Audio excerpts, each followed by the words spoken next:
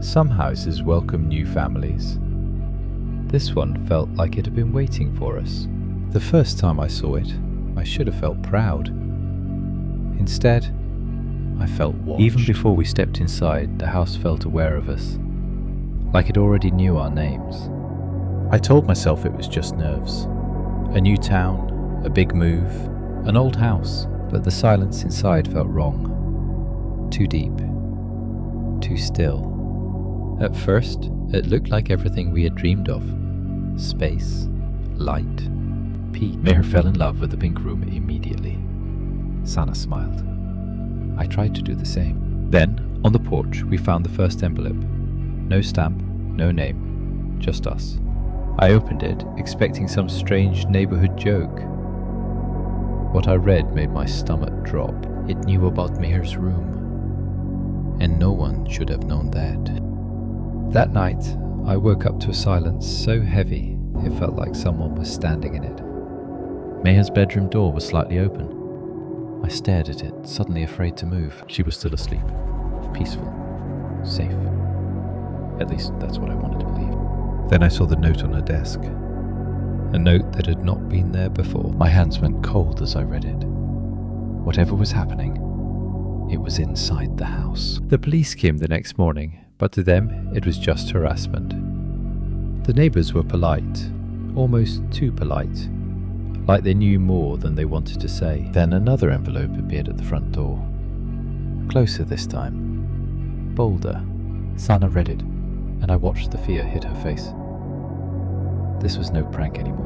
In the backyard, barefoot prints cut through the wet grass and ended nowhere.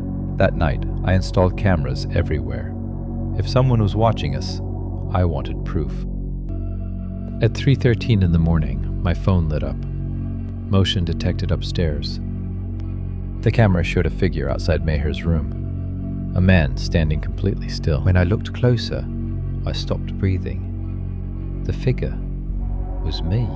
I couldn't explain it, so I went to the basement. I needed answers from the house itself. Behind an old shelf, I found something hidden in the wall. Something that had been waiting for me. Inside were letters, dozens of them, and one old family photograph on top. The child in that photo looked exactly like me.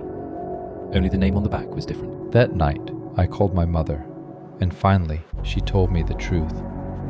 We had lived in that house before, and my father had become obsessed with it. As if the house was listening, the hidden panel slammed shut, right in front of me. Then a fresh envelope appeared at my feet, as if someone had just placed it there. The message was short, but it changed everything. It didn't welcome me. We left that night without packing, without thinking, without even looking back. In the hotel room, Sana stayed awake. Meher slept.